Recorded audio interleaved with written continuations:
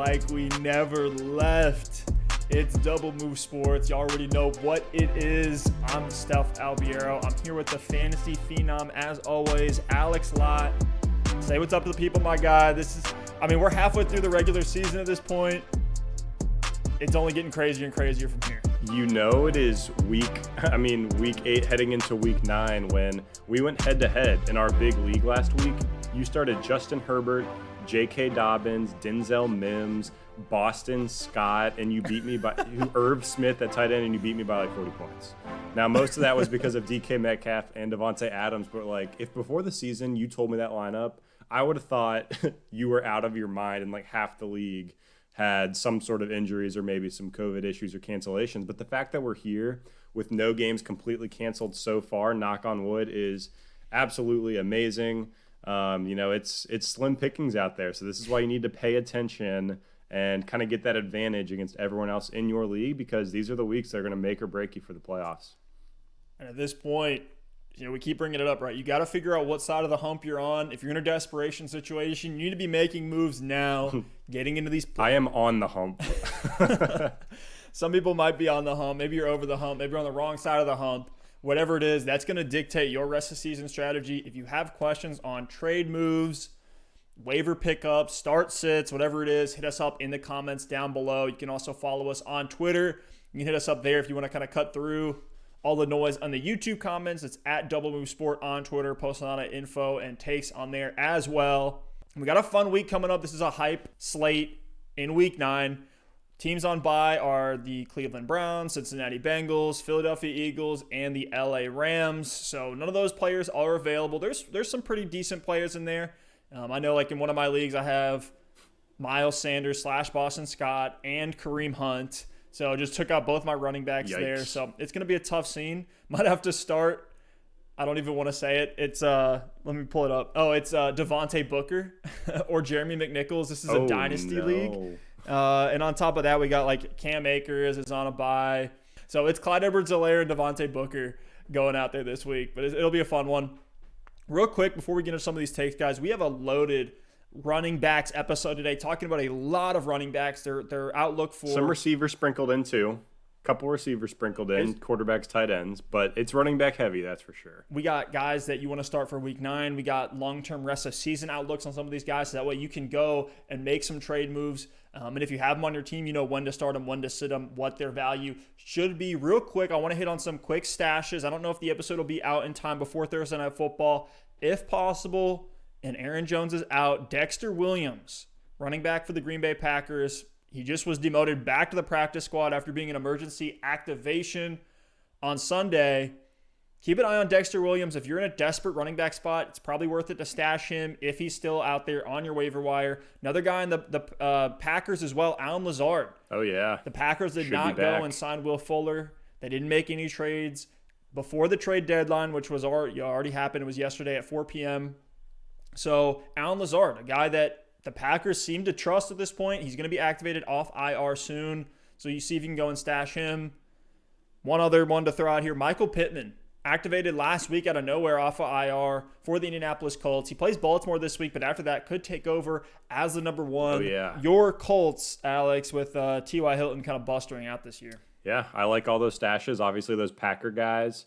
If this is out before the Thursday game and you are in a Devontae Booker type of situation like Stef is in, I would probably take both of those guys over Booker if Aaron Jones is out. If Aaron Jones plays, it might be a moot point. But Michael Pittman, I like it. I mean, he's a late season stash, and maybe he'll come on during the playoffs and things like that for your fantasy football league. So I like it. Throw him out there, don't throw him out there. Throw him on your bench, see what he does, so that you're not racing to the waiver wire to pick him up, but you're one step ahead of everybody else. Yeah, if you got open IR spots, just something that's always nice to do. Like just go and see what players are out there on IR that you can just pick up and stash right now. We got Rashad Penny stashed in a couple places. I had Denzel Mims stashed when he was on IR, so those usually work out. It's kind of a way to leverage that extra roster spot that you might have here. But let's get into some of these topics. Usually we're looking at these deeper names, right? We do deep shots of the week, starts of the week, talk about these deep stashes. But right now I want to talk about a guy who's unequivocally the best running back in 2020 fantasy football right now. It's Alvin Kamara. I mean, is he the best running back in football right now? He is. He is. I mean, fantasy football, obviously, he's number one. But I look at the league, and I have Alvin Kamara in several leagues, so I watch a lot of these games. And they've been in primetime a ton this year, which has been just a blessing to get to watch Alvin operate. But this dude is insane. He's like a running back and a receiver all in one, and he has better balance than any other running back I feel like I've ever seen play football. And from a fantasy football perspective, like, he has a 20-point baseline in PPR, even if he scores no touchdowns. Like, there's been several games where it's like, oh, Kamara hasn't really done much this game, and you check, and he's got 25 points. You're like, where the heck did all those points come from? It is from the receptions. He's second in the NFL in receptions, regardless of position, second in the NFL. And, I mean, the Saints just facilitate touches to Alvin Kamara. It's interesting, too, because you watch these Saints games, and he's not in on every play. He's not a workhorse back. He's in a lot, but he comes out a lot. Latavius Murray cycles in. Even when Taysom Hill is taking snaps, Kamara's often out of the game. But when he's on the field, they just make it a point to get their best player the football often. So, he does it on the ground. He does it through the air, and he's a threat in the red zone. Already 6 touchdowns this season total, and he's always a threat when he's in there. You don't know if they're going to hand it to him, pass it to him.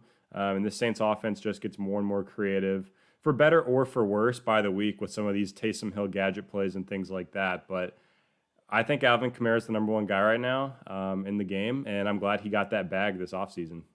Definitely. And I know Michael Thomas being out has definitely helped, especially that receiving production. Ian Harditz from PFF tweeted out, if you only counted Alvin Kamara's receiving production and ignored his rushing totals this season, you'd have the PPR running back 5 and the PPR wide receiver 10. Just absolutely insane what type of receiving volume Kamara's had. But on the ground, he's been fantastic as well. He's efficient on the ground, and he's efficient as a receiver, where he's relied upon extremely heavily. He's number one in receptions and receiving yards. And we all know, right? Look, Kamara's hit 81 receptions the last 3 seasons. We're halfway through the regular season, and he has 46 receptions. So should hit that pace, if not surpass it. He leads the league in receiving yards with 76 receiving yards per game. Leads the league in touchdowns, top 5 in breakaway runs, second in evaded tackles. Kamara is just slippery. Like, defenders can't bring him down. He's incredible when he gets into space and turns on the Jets.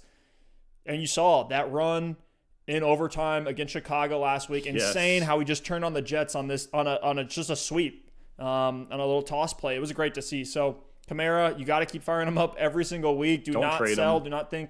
Don't think Michael Thomas is going to come back and eat into that production. There's no fantasy advice to be said here. It's more just taking a victory lap on how good Kamara has been. Absolutely, yeah. The big takeaway is don't sell him for anything. Like, I had someone in one of our leagues say, you know what, I'll sell the house for Kamara. It's a 1-keeper league, so they were just looking to have him for next year, and they were going to be able to offer me like Joe Mixon, Jonathan Taylor, and more potentially down the line. And I said, honestly, I'm not interested, because if Kamara is getting more points than Joe Mixon and Jonathan Taylor are combined, then I can plug in some scrub at my RB2. Lately, it's been Ronald Jones, and I'm still going to come out on top. So there's no way, unless Christian McCaffrey and much more is involved, there's no way I'm trading Alvin Kamara for anything.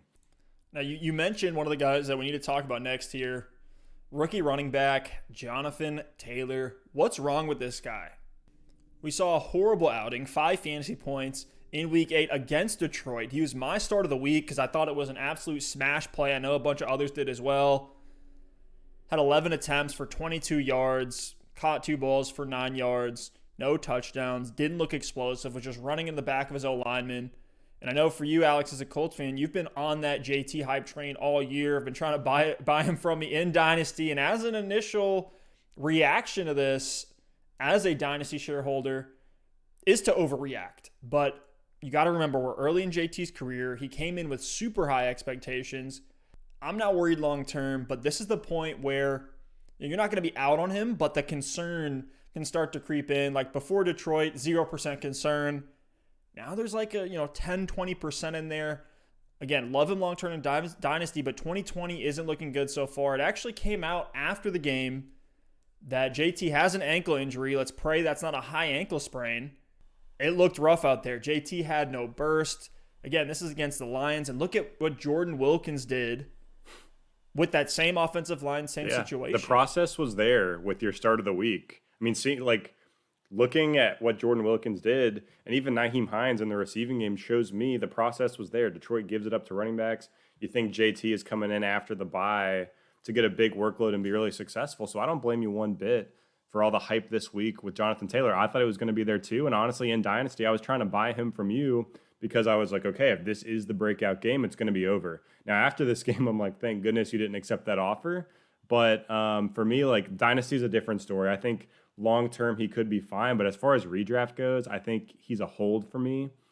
Someone who the Colts invested in. He's been getting carries all season long. I don't think they're just going to turn necessarily to Jordan Wilkins and leave Jonathan Taylor as the backup if he's healthy.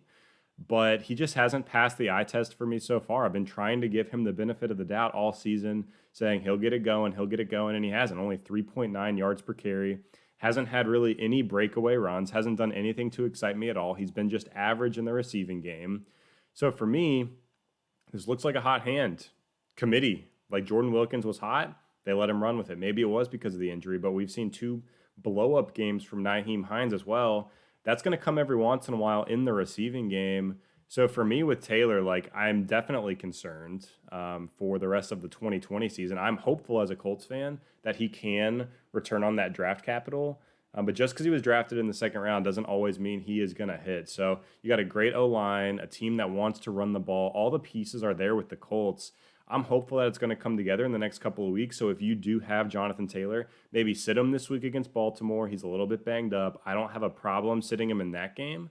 But after that, you have to keep starting him and put your faith back in Jonathan Taylor. So, this will keep evolving, and we'll see how he's able to perform against Baltimore if he plays. But I would like to see how he performs with him on my bench.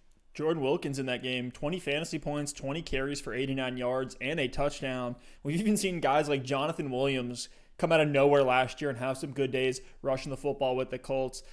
And the Colts are trying to win games.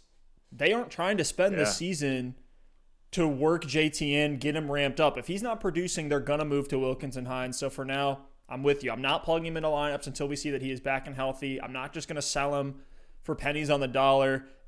If he's questionable going into the weekend, obviously I will sit him, and even beyond that. So I think it's one of those things where you gotta prove that you're back before we plug you back in for Jonathan Taylor. Let's talk about some other running backs here, some emerging running backs. These names are exciting. I think there's going to be a lot of questions about these guys as well. So I'm hyped for this. Young, up-and-coming prospects across the league. We got a couple different ones we're going to talk about here. And this is a rest of season outlook. We can talk about week 9. I think some of those takes will kind of weave themselves in. But looking rest of season at some of these names, we want to say, for a guy like Chase Edmonds, and we'll go ahead and start with him. How are you treating Chase Edmonds not only this week, but rest of season? I know he's a smash play this week, but is he a guy that, are you going to value him as an RB1 until even when Drake comes back?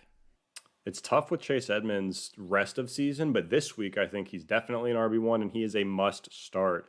But for the rest of season, I think you kind of have to wait and see what happens this week with Chase Edmonds and how he looks. Because for me, I think this should be a perfect opportunity for Chase Edmonds to show out, have an explosive, awesome game, and take over that backfield. But whether it's the right move or not, part of me still thinks that Kenyon Drake could come back from injury regardless of how Edmonds plays and get his workload back. So to me, if Edmonds comes out, he just looks so-so. Maybe he gets you a solid fantasy week. Maybe he puts up 15 points, but from an NFL running back perspective, he's just average. I think Drake will eventually walk back into his workload. For me, if Edmonds comes out and lights the world on fire with a 3-touchdown game, that's going to propel him into being an RB1 potentially for the rest of the season. So this is the kind of guy that is a league winner, a guy who's talented, on a good offense, is getting opportunity. But for that to happen, I really think Kenyon Drake is going to have to miss significant time, or I think Edmonds is going to have to absolutely ball out here in these next 2 games.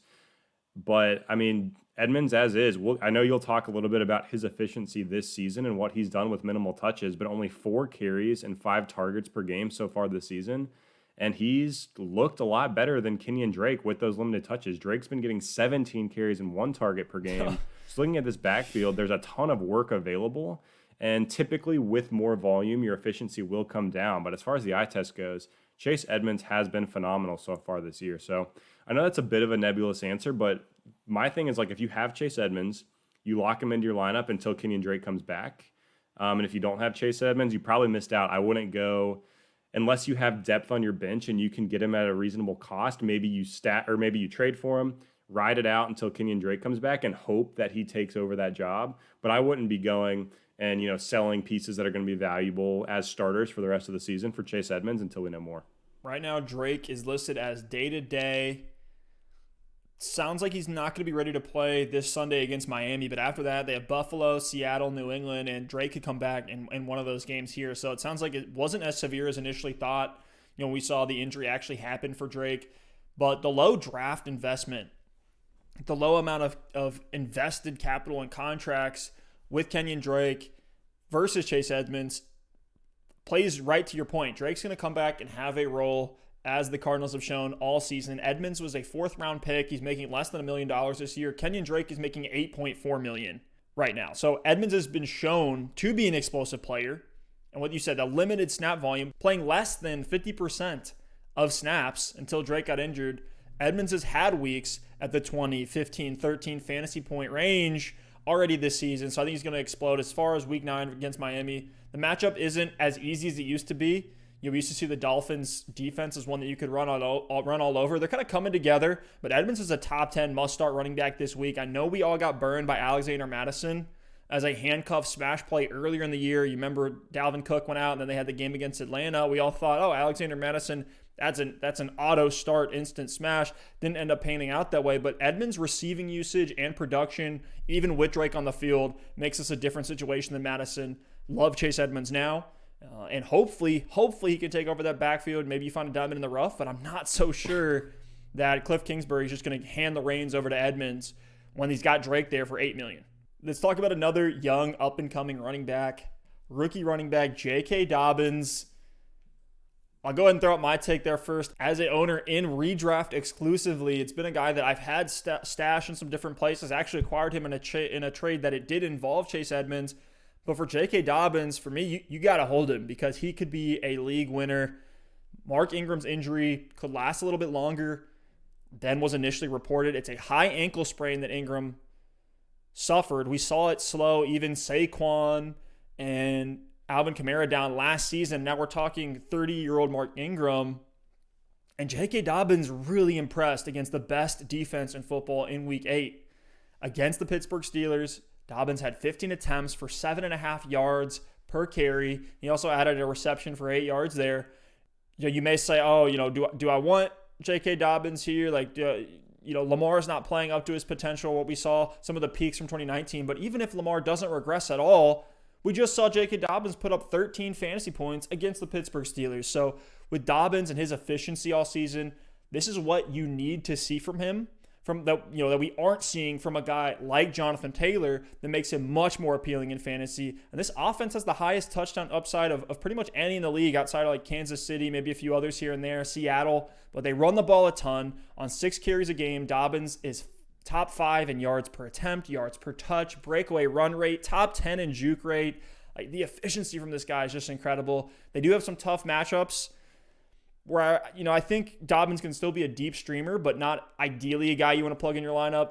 Think like Chase Edmonds when Kenyon Drake was back in the lineup where, he has the ability to give you close to a 20-point outing. He also has the ability to give you a 5-point outing, but he's efficient enough to get it done. The playoff schedule, and this is where this take here on hold J.K. Dobbins if you have him. Go acquire him cheap if you can. You probably can't until Ingram comes back, but the playoff schedule Week 13 on is glorious for the Ravens. They have Dallas, Cleveland, Jacksonville, the Giants, and Cincinnati. So you love that stretch they have there at the end. J.K. Dobbins, to me, could be a league winner, especially if your team gearing up for the playoffs. Yeah, Steph, I was looking around in our league today, and I thought about making you an offer for J.K. Dobbins, and I didn't even bother because I know that you know what I know. And, dude, I liked what I saw from Dobbins in that game against Pittsburgh. He looked great against the top run defense in the NFL right now. The Steelers were allowing, I think it was 68 rush yards per game going into last week, and they gave up 265 rushing yards to the Baltimore Ravens. So to me, that's one, Dobbins looked fantastic, but two, this Ravens team is just going to be able to get it done on the ground. It's what they do, and we knew it's going to be what they do, and regardless of the matchup, the Ravens are going to run the football early and often. J.K. Dobbins is going to be a huge benefactor of that. And, he is a must start to me. He is a must start to me as long as Ingram is out as an RB2. I think when Ingram comes back, he is more in that flex territory. I'm going to be interested to see how this backfield kind of splits out when all three of these guys are there. The Ravens seem to really like Gus Edwards. He had a good game against Pittsburgh as well. When Ingram is back in the mix, I think Dobbins could be relegated to a little bit of like a pass catching role, maybe gets mixed in for a couple carries here and there. So at that point, I think he is more of a flex or a desperation running back. But after what we saw last week, Dobbins and Edwards as this 1-2 punch, I think both are startable guys. I mean, you did make the call that was incredibly bold that Gus Edwards would score more fantasy points than J.K. Dobbins in this game, and you were right, it came on that touchdown. But when I look at J.K. Dobbins, he is the one that has far more of a likelihood to make the breakaway touchdown run, the 50-yard run. Gus Edwards isn't going to do that for the Baltimore Ravens. Dobbins also gets the pass-catching work. And I know Edwards did get the touchdown against Pittsburgh, but it wasn't a situation where like Edwards came in as the goal line back. He just happened to be in on the drive where they gave the ball to the running back inside the 5-yard line. So I think J.K. Dobbins is a fantastic talent, a fantastic player. And as long as Ingram's out, you can keep rolling him out there. I'm so excited for what Dobbins is going to do next season when he has the keys of the kingdom in that backfield, assuming Ingram's gone, his contract's over. One more thing with Dobbins, though. I know I'm pretty high on him as long as Ingram is out.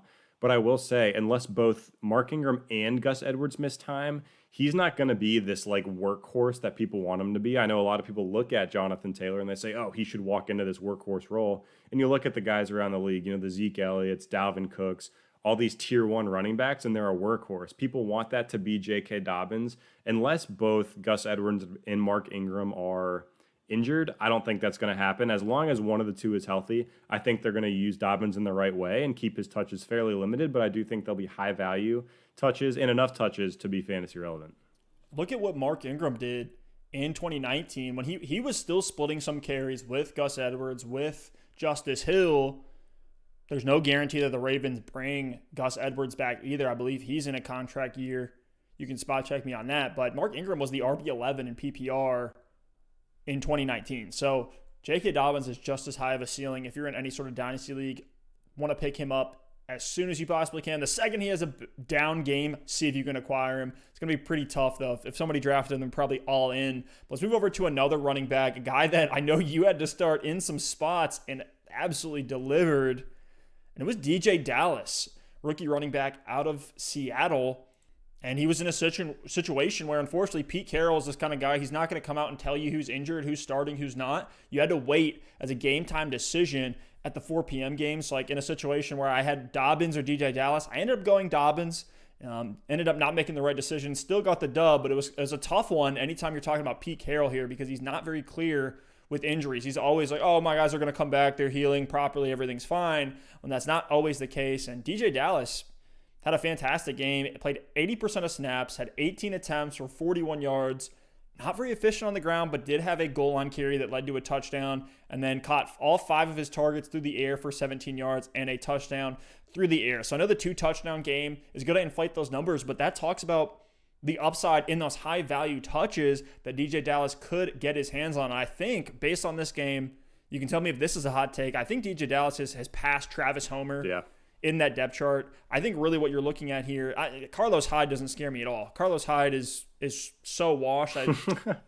Maybe he takes some volume on the ground, but that's not really why we like DJ Dallas anyways, because DJ Dallas was running at 2.3 yards per carry. He just happened to have that touchdown on the ground. But you look at him like one of these high upside receiving backs, that's what DJ Dallas could be. Again, think of it like Chase Edmonds when Kenyon Drake was there, where he can be a startable guy in desperation situations, a handcuff that you want to keep stashed. How are you feeling about DJ Dallas in Week 9 against Buffalo and rest of season? Yeah, I think you nailed it with DJ Dallas. I think he has surpassed Travis Homer. Now, I know Homer was a little bit banged up in this game, but Dallas did get 80% of snaps in a game where it was just the two of them active. So I think Dallas, if anything, has a chance to secure a long-term pass-catching role, even when Carlos Hyde and Chris Carson are healthy. Now, I will say, when Chris Carson's out there, I am not starting DJ Dallas, especially this week. I want to wait and see what this backfield looks like. Before this game, Steph, I had him in Dynasty, and I actually told you, I said, I hope DJ Dallas balls out, because even when Chris Carson comes back, I would love for him to secure some sort of role in this offense as this third down guy, or maybe someone who comes in and gives Chris Carson a break. So I think he might have been able to earn that in this game. Got 23 touches, had the 2 touchdowns, actually had a third touchdown that was called back. He did barely step out. DK Metcalf ended up converting that one. So DJ Dallas was trusted in this game. He was a 4th round pick. They invested in the running back position in the draft when they already had Chris Carson, Rashad Penny, Carlos Hyde, Travis Homer on their roster. I know they were dealing with injuries at that time, but they're still dealing with injuries now, and they still went ahead and secured DJ Dallas to help that running back room. So I do think they have plans for him moving forward. If Carlos Hyde and Chris Carson are out, you start DJ Dallas. And I think if either Chris Carson or Carlos Hyde are active, you move Dallas to the bench so we can at least see the kind of role he's going to have in this Pete Carroll offense. But I wouldn't drop him completely if Chris Carson or Carlos Hyde are back. I still want to wait and see what his role looks like moving forward. And Chris Carson hasn't exactly been the pinnacle of good health so far in his career. Based on injury probabilities, so looking at medical history, Chris Carson's 6th in likeliness to get injured on any given game, any given play amongst all running backs. So you look at that too, and we know Chris Carson, the injuries and the risk that you take with drafting Chris Carson is why his ADP in drafts was a little bit lower, was coming off that hip fracture that he suffered in week 16 of last year. So I just have concerns for Carson's durability.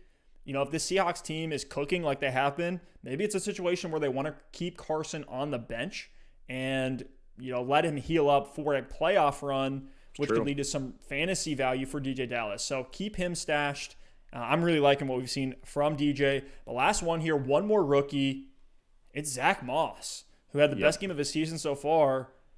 Rest of season, how do you feel about Zack Moss? Man, I like Zack Moss a lot. To me, this is a really interesting situation because it looks like just about an even 50-50 timeshare in Buffalo with Zack Moss and Devin Singletary. But the difference is Zack Moss is getting all the red zone work and a lot of the receiving work as well. He's getting all of those high-value touches. So this past week, 14 carries for 81 yards and 2 touchdowns on 54% of snaps. After a game where he started to get worked back in 2 weeks ago, and we said, okay, flags are up, alert everyone. Zack Moss, we need to keep a close eye on him against New England to see if he is taking over Devin Singletary's role. And in this game, I think he did. Singletary had a good game of his own, but I think that pendulum is continuing to swing in Zack Moss's favor in this Buffalo backfield. So to me, if you are a running back getting 12 to 15 carries a game and you're going to get a couple receptions in there as well, and you are the red zone back, that's a valuable RB2. Now, I know in Buffalo, Josh Allen does take a lot of that goal line work and likes to run it in for himself. But who knows? Maybe some of the reason Josh Allen had to do that so much was because Singletary couldn't get it done. They have, TJ Yeldon's their other running back last year. They had Frank Gore, who we know where he's at this stage of his career. So maybe they just didn't have that running back that could get it done. Zack Moss is proving to be effective in the red zone. I like it. And honestly, if Singletary were to miss time, I think Zack Moss would be a workhorse in this offense and could be a top 15, top 20 running back rest of season if he was the only guy left.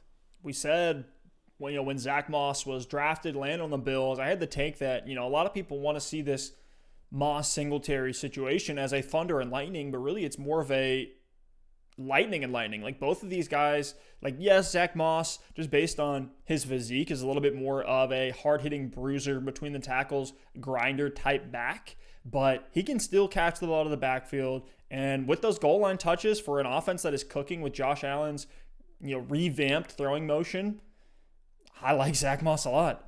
He plays Seattle this week, so I think you plug him back in. If you had to start him, you were probably in a tough spot in week 8. So plug him right back in against Seattle, which is one of the worst defenses in general in the NFL. I think Zack Moss will run all over him. We know it's going to be a high-scoring game too. All right, now let's get into our running back start sits for week 9. It's crazy, already in week 9. We'll go through a couple of these running backs, just throw out, are we going to start them? Are we going to sit them? J.K. Dobbins and Gus Edwards against Indianapolis. It feels like every single week these two guys are in our start-sit segment. And last week I said I would take Gus Edwards over J.K. Dobbins to end up being the right call. I think this week, though, I am leading towards the Dobbins side just after the efficiency that he had that last game. I don't know how Harbaugh can look at the games that J.K. Dobbins has had and not give him the ball more. But could easily be a 50-50 split here. Both guys, I think, are startable with Mark Ingram out. Are you with me? Yeah, absolutely. I think both are startable. Looking at some of these bye weeks that are going on, injuries and things like that, a lot of people are in desperation situations. So I think you can roll out Gus Edwards or J.K. Dobbins as long as Mark Ingram's out. I think they're probably going to get some sort of 50-50 split on the carries. And I think Dobbins obviously has a little more upside in the receiving game. So I would take Dobbins over Gus Edwards this week as well, even in a tough matchup against the Colts. But I think you can roll them both out there as RB2s or flexes. I feel like Edwards is more likely to score, but it's pretty even. And then you give J.K. Dobbins the passing work, which is where he gets that edge. Now let's talk about Le'Veon Bell. He's against the Carolina Panthers. It's a fantastic matchup. They're 29th against the run. Only 6 carries and 3 targets against the Jets. Mahomes ended up just picking the Jets apart. Didn't really need to run. In the second game with the Chiefs, Bell only played 26% of snaps. I think this week is his upside is 15 points if he sees the end zone. I'm only starting him if I'm in a really, really tight spot. Are you willing to plug Lev Bell in with any sort of confidence? No, not with confidence. I mean, I'd rather start J.K. Dobbins or Gus Edwards, who we just mentioned, even in a good matchup for Le'Veon Bell. I mean, 26% of the snaps last week isn't going to get it done. 3 receptions is nice for Lev Bell, but only 6 carries isn't going to do it either. I know, we want to keep saying, oh, it was a weird game for the first game with Le'Veon Bell, he was getting worked in. Last week, we're like, oh, that was such a weird game script because they were playing the Jets, so you'd think they were going to run the clock out, but Mahomes just kept throwing 50-yard bomb touchdowns. But at some point, it's that's just what the Chiefs do. So regardless of the matchup, regardless of what it is, you got to hold Le'Veon Bell and, quite frankly, CEH as well.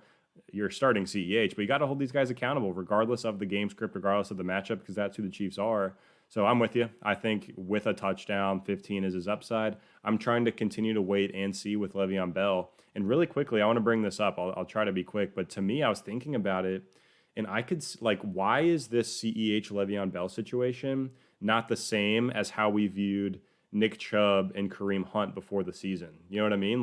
CEH is the guy who's going to be the one. He's going to get it on the ground, might get a couple receptions here and there. But we expect Bell to get 8 to 10 carries a game, and in a perfect situation, 4 to 5 targets a game. That's kind of the same expectation we had for Kareem Hunt before the season. Obviously, he's emerged in that Browns run-heavy offense, but maybe not this week. But I still like Le'Veon Bell's upside rest of season.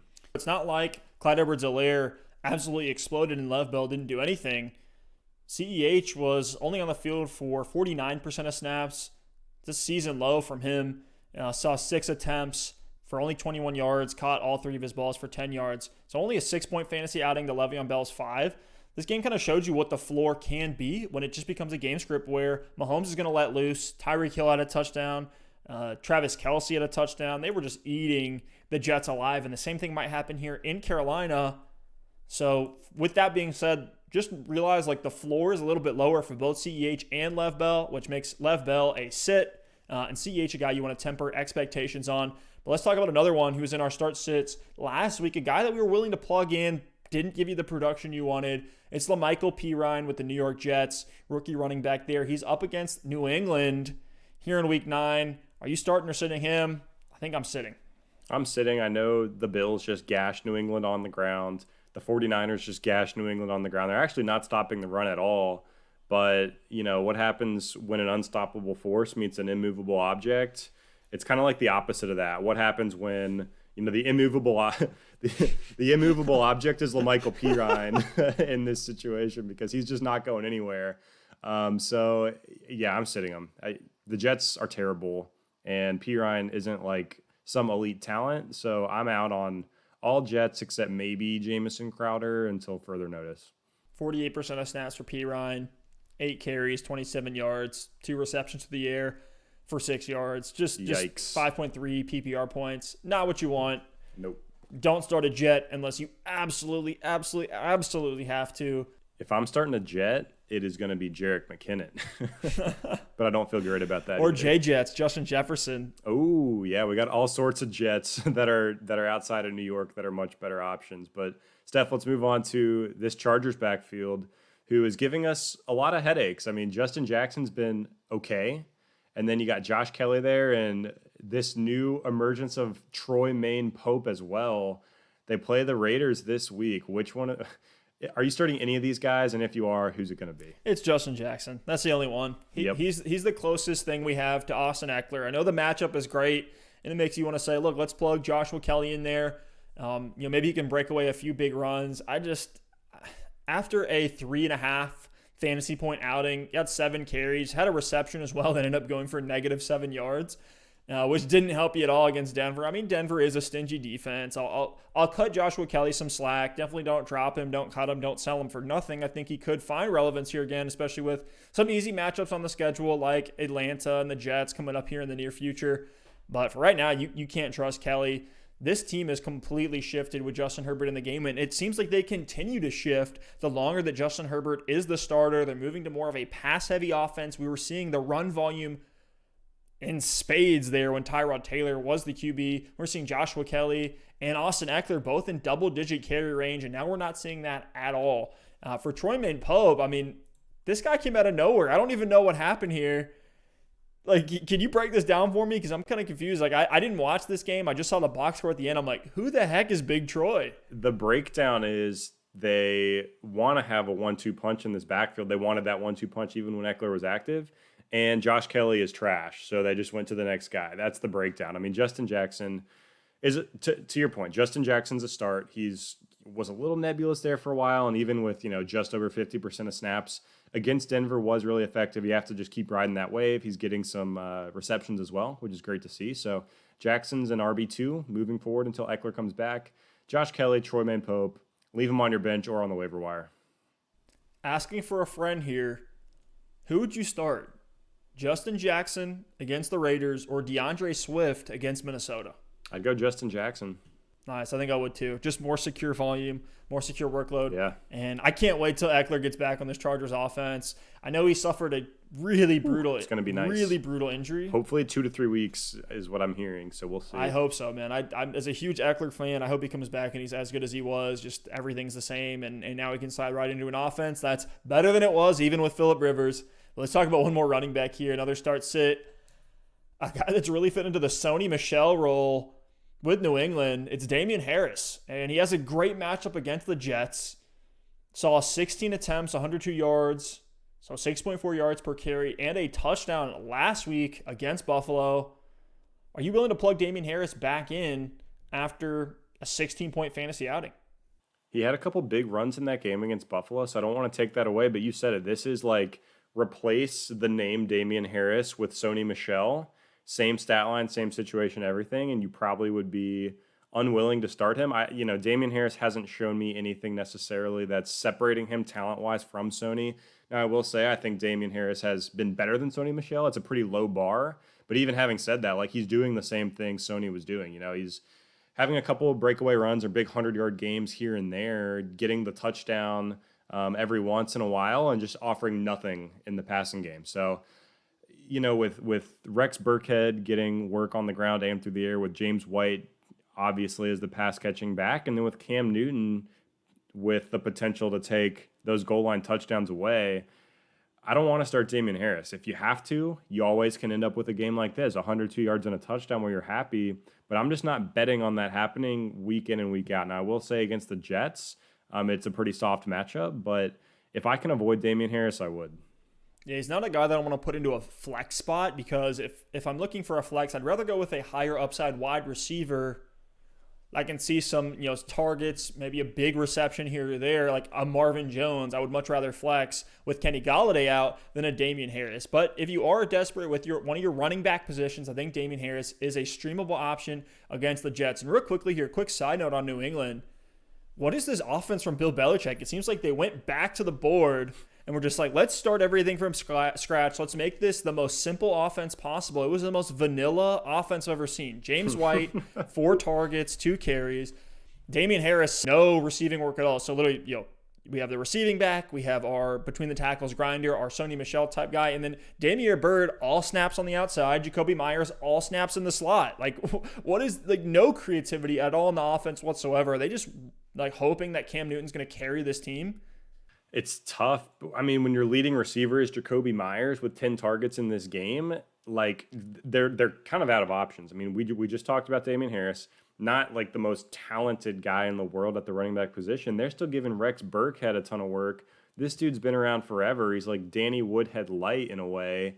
And then obviously James White is a PPR threat, but if there's nothing downfield, nothing vertical, you can't get any of that underneath stuff going. There's no tight end presence. The offensive line is okay, not great. So Cam Newton's struggling. I don't know if it's a Cam Newton problem, a Bill Belichick problem, or just a weapons and offense problem, but things are looking rough for the New England Patriots, and I think if they can't get it together in the next week or two, they might go into rebuild mode. This might be a hot take, but I wouldn't be surprised to see Jarrett Stidham as the starter by the end of the year. Wow. I think that is a hot take, but definitely whether not. It's Cam's fault or not, it's just based on where the team's going. I wouldn't be surprised. It's not outside of the range of possibilities here. And, right now in the Brady-Belichick debate, Belichick is getting mollywopped by Brady. I mean, dude, we're looking at Belichick took 2 tight ends in the draft, knowing the weapons group they had coming back. I see why Brady wanted to leave so bad, because this group, like Damian Byrd, Jacoby Myers, those are your 2 wide receivers that you're relying on every single week. That's just a tough situation. I know Edelman was there, but he's 35 years old at this point. He's on IR now. It's tough. It's tough to be a Patriots fan after the dominance you've had for 2 decades, but I guess that's just karma for you. Now let's move over to the wide receivers here. Some wide receiver start-sit decisions that a lot of fantasy managers are facing here in Week 9. And real quickly, before we get into some of the names that are on our list, I want to talk about my guy, Travis Fulgham. He is on a bye week right now, but if you have Fulgham on your roster, start him every single week. He is an auto start. He's a wide receiver 1. He is the fantasy wide receiver 1 since week 4 when That's he started. Insane. Came out of absolute nowhere. He's the James Robinson of the wide receiver position, just an undrafted free agent that has become a big-time fantasy producer this season.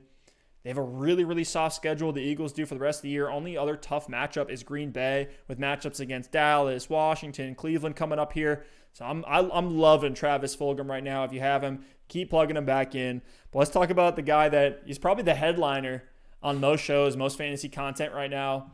And it's a question that's been brought up a lot. I mean, do you have the balls to start Antonio Brown against New Orleans in his first game as a Buccaneer?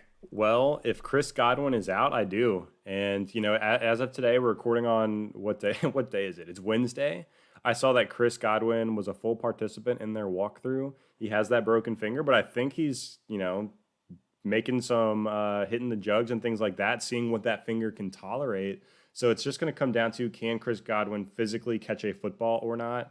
By Sunday, he wants to play. So if Chris Godwin, catching a football with one hand or with the cast on is probably pretty tough.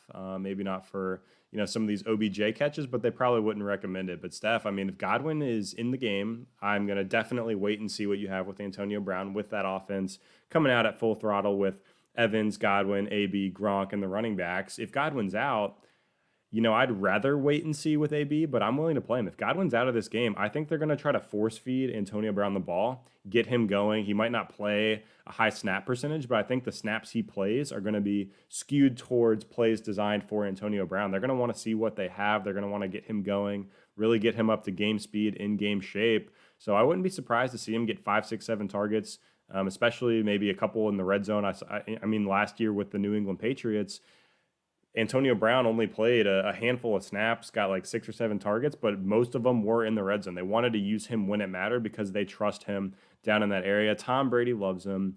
So if Godwin's out, I'm starting AB, and if Godwin's in, I'm not. Yeah, I'm really curious to see how this wide receiver core shakes out in terms of where the volume is going. I do feel like Antonio Brown is just going to take over that Scotty Miller role. Talk about an upgrade. Yeah, I just had a Freudian slip right there calling him Slotty Miller, but it's a great nickname for him. But to your point, when Antonio Brown was with the Patriots for that one game last year, this is the second game of the season against Miami. They were a really easy matchup at the time, but AB saw 8 targets, caught 4 of them for 56 yards and a touchdown, a 16-point fantasy outing. I think that's completely in his range of outcomes here. But with Godwin out, I think that's when he really becomes an exciting start.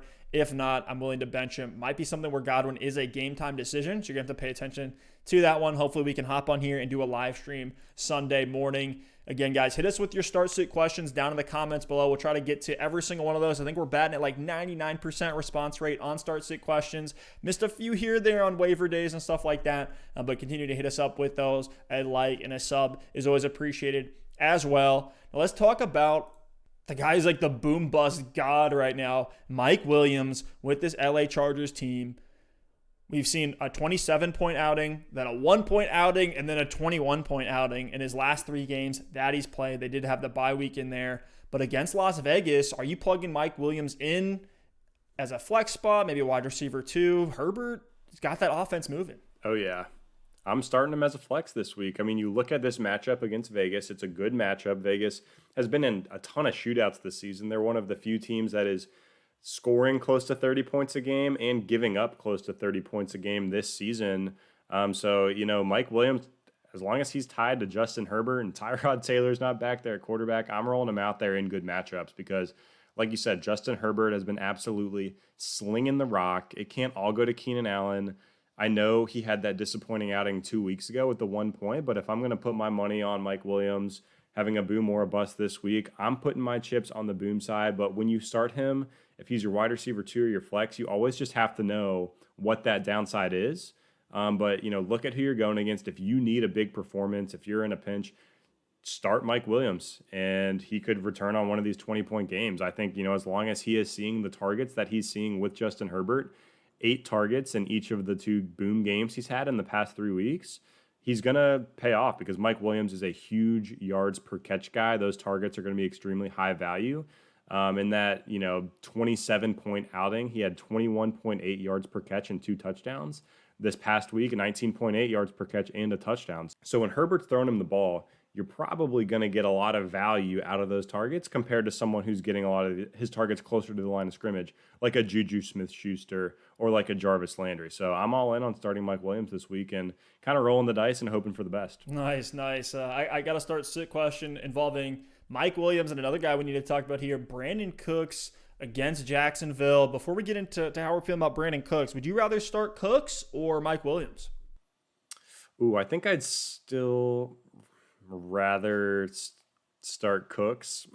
That's a close one for me. There's the only reason I might actually go Mike Williams is because I think it's going to be a competitive game. I just look at Brandon Cooks against Jacksonville with Jake Luton at quarterback for Jacksonville. I don't know how many points the Texans are necessarily going to need to score to win this game. Jacksonville can't stop the run either. So if the Texans jump up early, they could be kind of milking that clock for the second half. So you know what? I'm actually going to flip. I'm going to go with Mike Williams. I think in these matchups, I'd go with Mike Williams against the Raiders over Brandon Cooks against Jacksonville. That could burn me, but both of them being boom bust guys, you just kind of have to go with the best matchup and the one that makes sense. So I'll take the Mike Williams side here. I can see it going either way. These guys are like neck and neck, just like high-end wide receiver 3s and low-end wide receiver 2s. But Brandon Cooks here, he's had some ups and some downs. He gave you a 0-point outing. Luckily, that was with Bill O'Brien. And since Bill O'Brien's been kicked out of Houston, it's been 30 points, 21 points, 13 fantasy points, and that 13 was against Green Bay. That was pretty much just in garbage time because the Packers went up early. But against Jacksonville, you talked about the game script already a little bit. I think I'm willing to put Brandon Cooks out there. He's a flex name that we could see. And we heard Will Fuller, the trade rumors coming up to the wire with the trade deadline just happening on Tuesday. I was kind of hoping as a Brandon Cooks investor that Will Fuller was going to get moved so Cooks would take over as the one in this offense. But since Bill O'Brien's been gone, Cooks has been a startable option, and so I'm willing to plug him right back in with that trend remaining the same. Steph, next name on our list here, it's Corey Davis, and it doesn't sound great, but I think Corey Davis, I can't believe I'm about to say this, is entering into like must-start territory, which feels unbelievable. But as a wide receiver 3 or maybe not must start, but maybe like as a consistent wide receiver 3 flex play with some upside, it doesn't feel good, but you look at the production from Corey Davis this season, and it's hard to say no. Are you starting Corey Davis this week? He's got Chicago, which is one of the better secondaries in the league. That does have me a little bit concerned, but I do think Corey Davis is a flex guy. He's the guy that you can plug him in. Now, I don't like the matchup enough to where if I have Mike Williams, if I have Brandon Cooks, I'd rather play them over Corey Davis. If we look at Corey Davis's production so far this year, he has scored 3 touchdowns on 6 games. He did miss 2 games with injury, but from a fantasy points per game perspective, he's a wide receiver 16 on the year. Exactly. Some of that is changing with the changes in this Titans offense. We know Corey Davis is in a contract year. He needs the ball out. He needs to show some production to get that bag. And we've seen a shift in the way Tennessee's running this offense. It's not just run the ball 30 times a game with Derrick Henry. We've seen Ryan Tannehill, both for fantasy and for regular, real life football, be able to produce, and the passing volume has increased with him. And so you see that with A.J. Brown. We see that with Jonnu Smith, who a lot of people think is the tight end 5 right now. And that extends all the way to Corey Davis as well. Again, he's a wide receiver 3. I'm bumping him a step down, again, because of that tough matchup. But I think I am willing to start him, and he's a guy that I want to have stashed. The other part of this, though, is the schedule. Chicago, then Indianapolis, Baltimore, Indianapolis again. So I really don't want to start Davis in any situation unless it's in the fantasy playoffs where weeks 13, 14, 15, 16, he has Cleveland, Jacksonville, Detroit, and Green Bay. Yeah, that is brutal. But the reason I say he's entering that, maybe not must start, but must flex territory is exactly what you said. From a points per game perspective this year, he's averaging more fantasy points per game than Allen Robinson, Chris Godwin, Terry McLaurin, Robbie Anderson, who's been a breakout, Robert Woods, Cooper Kupp, DJ Moore, Mike Evans. I don't even need to go any further. But he is putting up points on a week-in, week-out basis. No, I don't trust that moving forward on a small sample size. But it's kind of like what we said with Chase Claypool, and even with what you said with Travis Fulgham when he started his breakout. It's one of those things where he's had a couple big games. You see these breakout guys. You don't know if you can trust them. Sometimes you just got to ride that wave, man. You just got to stay in the flames. And with Corey Davis, I feel like it's a situation where you just have to keep starting him, close your eyes, and hope for the best. And it's like you have to start him until he proves you otherwise. So for me, if I have Corey Davis, I'm flexing him until he gives me a reason to put him back on my bench. And if that happens, we'll adjust expectations. But right now he's hot and the Titans offense is hot. So I'm going to start Corey Davis. All right, a couple more to talk about here real quickly. Denzel Mims against New England. Not no, but hell no. Horrible matchup, horrible offense. I'm not doing it. There's no upside here. Should be a low-scoring game. Hopefully a get-right game for the Patriots. You're starting all your Steelers wide receivers, Deontay, Claypool, Juju. I think are all startable wide receiver 2s or better this week against the Dallas Cowboys. And the other side of that, one of them will burn you, but you have to play that game of Russian roulette. One of them's going to suck. It happens every week. But if you've come this far, you know you're going to keep playing the game. So good luck. And on the other side of the ball in that Steelers-Cowboys game, are you willing to start any Cowboys receivers with the battle going on between – Not with – who is it now? It's not Ben DiNucci. It's Garrett Gilbert or Cooper Rush. I'm taking Cooper Rush because he has the cooler name, but that means I'm sitting all my Cowboys wide receivers here. Dude, I'm taking Garrett Gilbert because he came from – I can't remember if it was the XFL or the AA or the American Football League or the AAF, I think it was called. I can't remember which one, but he was balling in that league. So I'm like, hey, who knows? Maybe this is the resurgence he needed to get this opportunity. But welcome to a matchup against the Pittsburgh Steelers where you're probably going to get sacked 12 times in this game. So it might not matter. Whoever starts is probably going to get knocked out by halftime and the other guy's going to finish. So you're not starting any Cowboys receiver against the Steelers. When Andy Dalton comes back, I think some of those guys will get a little bit more interesting, which I never thought I would say. But leave them on your bench for now. So let's get into our starts of the week, one of our favorite segments, week in, week out. We're going to go quarterback, running back, wide receiver, tight end, give you guys that, maybe they're on the bubble, right? Tough matchup or coming off a down game. We want to tell you, look, plug them back into your lineup. These are guys that we expect to have great outings here, surpass their expectations, good or bad, in week 9. And Alex, I'll pass it off to you first. Who is your quarterback start of the week? Starting out at the quarterback position here, I'm going with Josh Allen against the Seattle Seahawks. And after weeks 1 through 4, I thought Josh Allen was going to be disqualified from start of the week talk because he was such a lock. But after the 30 points per game he put up in those first 4 weeks, he's only put up 16 points per game in the last 4 weeks. So I think this is going to be a really good bounce back opportunity for Josh Allen. And a lot of it's about the matchup. I mean, Seattle is 31st against the quarterback position, allowing 25 points per game so far this season. And this is the part of the season, Stef, where defense data starts to become a lot more relevant. At this point, we have 8 games of a sample size, 7 games for some teams, to where we can say, hey, this team can't stop the run, or this team can't stop the pass, or this team is, stingy against the run or the pass. So now you're starting to be able to really play the matchups here for the back half of the season. And in this matchup against Seattle, I think Josh Allen's just going to have to put up points and going to be able to put up points with his arm. A 53.5 point over-under in this game. So Vegas thinks it's going to be, decently high scoring. So if you've had Josh Allen and if he's disappointed you, he hasn't killed you, but if he's disappointed you, don't get cute this week. Expect a big bounce back game against the Seahawks. Very nice, very nice. Yeah, Allen there is a smash play. He's giving you everything that you want. He's improved as a passer, rushing volume, rushing touchdown volume, everything you want to see from a fantasy quarterback here. My quarterback start of the week is Tom Brady. He's against New Orleans in prime time. We saw that game in week 1 when the Bucs and the Saints played. And Tom Brady gave you 21 fantasy points. I think we can see very close to that, if not more, again this week. If you remember in that week 1 game, Mike Evans was a little banged up, was just kind of out there as a decoy, ended up getting a touchdown, short, goal line throw towards the end of that game that kind of saved his fantasy outing. But you add Antonio Brown into this weapons group, and what something that we've seen and something that I think we haven't really bounced back on is how much good weapons help their quarterback. We saw Stephon Diggs go to Buffalo. Josh Allen starts balling out because he has better weapons. We see Cam Newton struggle with horrible weapons. And so you give AB, Tom Brady, on top of the fantastic wide receiver core that he already had with Mike Evans and Chris Godwin. Godwin, we don't know if he's going to play or not, but either way, I am willing to start Tom Brady against New Orleans. I think this is going to be a relatively high-scoring game. And Tom Brady, man, has just been balling the hell out so far in 2020. Right now is the QB5 in fantasy.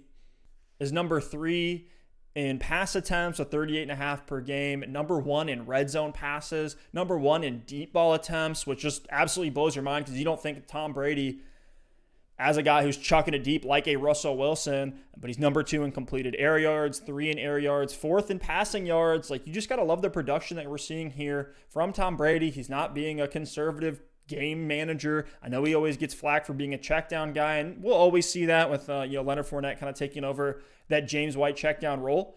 But you added the better weapons in here, and if AB has a good game, I think we are going to see one. We already talked about him in our start sits. Go check that out if you have not yet. But I'm willing to plug in Tom Brady. He's my start of the week here over a lot of other options in week 9. I like that. I like that one a lot. You keep rolling out the GOAT here at 43 years old.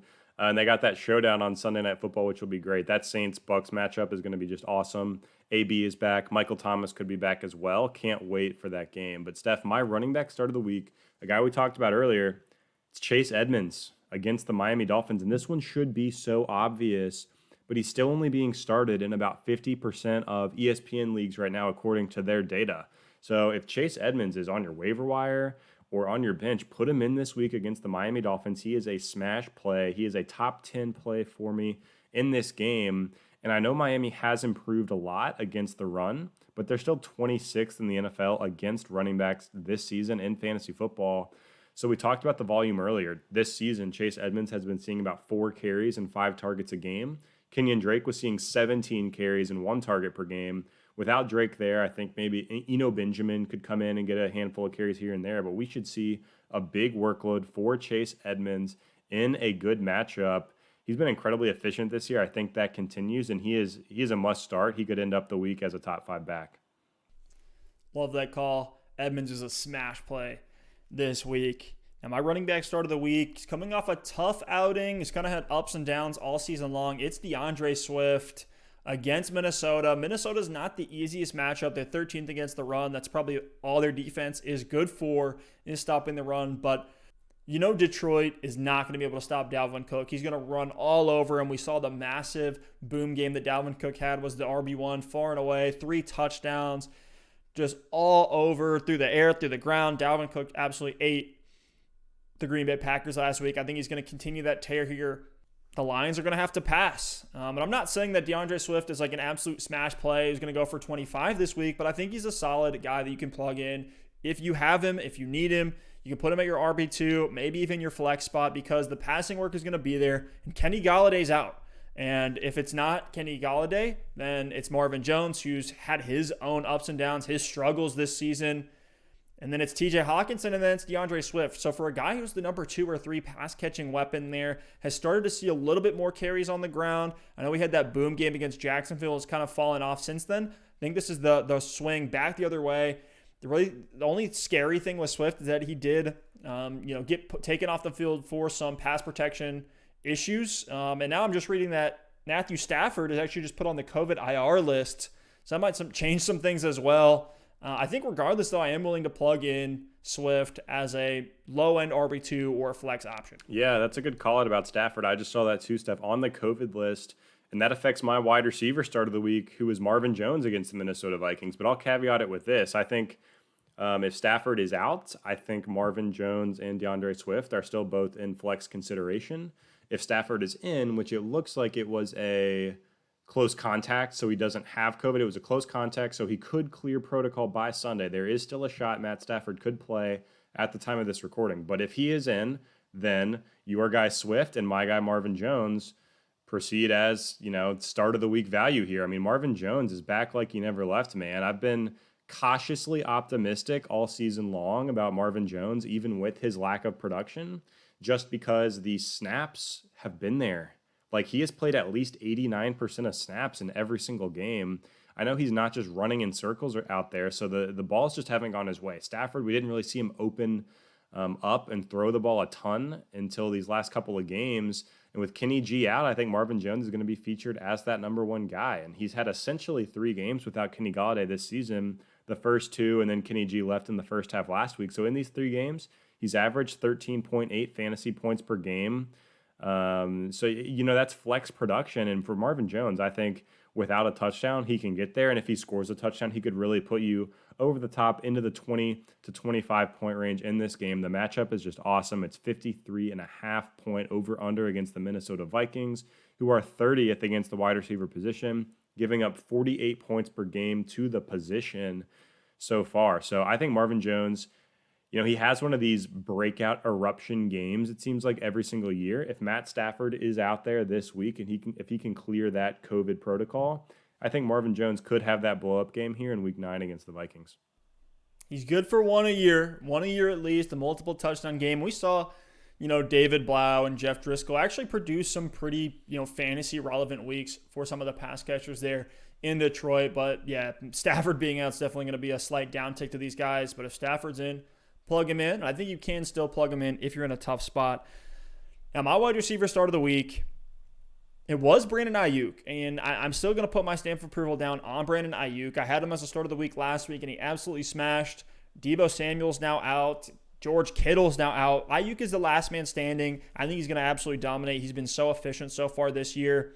But we saw even with Nick Mullins in the game, Ayuk was still able to be productive. I think it's going to be a funneled volume situation. Yeah. But because that's the Thursday night game, I don't know when we're going to get this thing out and upload it on YouTube and on podcasts.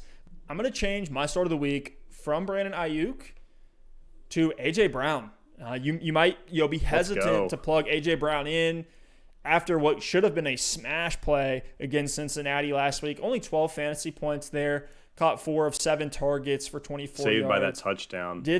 Saved you with the touchdown, which, if you started A.J. Brown, you're wiping the sweat off your brown because that could have been a really disgusting outing from him. But ended up getting that touchdown, and since Week 5, A.J. Brown is the wide receiver 2 since he's come back from the injury off that forced bye week because of the COVID situation with the Titans. And I know you look at, down week, now tough matchup against Chicago. Should I start A.J. Brown? The answer is hell yeah, because he's had a touchdown in every single game. He's had multiple touchdown games, has been seeing much higher volume than he did last year. We talked about Corey Davis in our start sits, and with the shifts in the way that this Tennessee Titans team is moving the ball, passing much more, not just relying on Derrick Henry 30 times a game, and Tannehill, with his efficiency and increased volume, has seen A.J. Brown as the biggest benefactor of that. I have him projected for 15 to 18 points. Could see him absolutely smash that. He had 27 points against the Pittsburgh Steelers. What A.J. Brown's doing right now cannot be ignored. He's an absolute stud. And I have a quick question for you, Alex. Right now, who do you have higher, A.J. Brown or DK Metcalf? I'll still take DK. He's just tied to Russell Wilson. And, Ryan Tannehill's been great, but I want the guy that's tied to Russell Wilson and taking over and emerging as the one. So I'll go DK, but AJ's not far behind. And, to your start of the week here, he's the AB you want to be starting this week, AJ Brown, in a interesting matchup. Look, I better not see A.J. Brown on any of these start-sit decisions. Guys, keep hitting us with those down in the comments. But if you have A.J. Brown in one of those start-sits, I'm going to say 9.99 times out of 10, I'm going to tell you go A.J. Brown. Absolutely. Now let's move over to our tight end starts of the week. It's brutal out here with tight ends. We could throw out the chalk options, Andrews, Kittle, Kelsey, all those guys. And now we have, Kittle out, actually. I shouldn't have thrown him in there, which makes this tight end landscape even more disgusting. But my start of the week is Eric Ebron with the Pittsburgh Steelers. Deontay Johnson's been banged up. There's been multiple games where he's been a healthy start when game time at kickoff, and then before halftime he's out of the rest of the game. And in those games, Eric Ebron has taken over 8 targets and 5 targets those last 2 games, has just as much touchdown upside as a guy like Jimmy Graham, Rob Gronkowski, or even Logan Thomas, who a lot of guys are streaming this week. I'd much rather go with Eric Ebron. He's coming off 11 and 14-point games. And again, not much more needs to be said. The easy matchup against Dallas. I like that one, Steph. And I mean, it's a total wasteland out here at tight end. So I'm just going for a body that's getting snaps and targets. It's Hunter Henry against Jordan Reed. It's not Jordan Reed. It's not. It's actually Hunter Henry against the Vegas Raiders. And we talked about this game a little bit earlier, and this should be a shootout. I mean, Herbert is balling, and the Raiders have been putting up points and giving up a lot of points as well. So you look at Hunter Henry, he's playing 84% of snaps this season. He's 6th at the tight end position in targets per game with 6.5 targets a game. Justin Herbert's going to have a couple touchdowns in this one, no doubt. So I'm kind of putting my chips on hoping those touchdowns go to Hunter Henry over, Keenan Allen or Mike Williams in this one. But I think against the Raiders, he should have a pretty good baseline and see his fair share of targets as well. So look for a solid bounce back game here for Hunter Henry. And a good matchup. Very nice, very nice. And that wraps it up for our starts of the week for Week 9. Again, an absolutely loaded slate. I'll be hitting up some DFS on top of setting all these lineups. But guys, again, if you like what we do here on the show, please hit that subscribe button. That is huge for us. A like is always appreciated as well. And again, hit us with those start-sit questions down in the comments or hit us up on Twitter at DoubleMoveSport. Really appreciate you all listening and watching. We'll see you next time. Peace. Peace.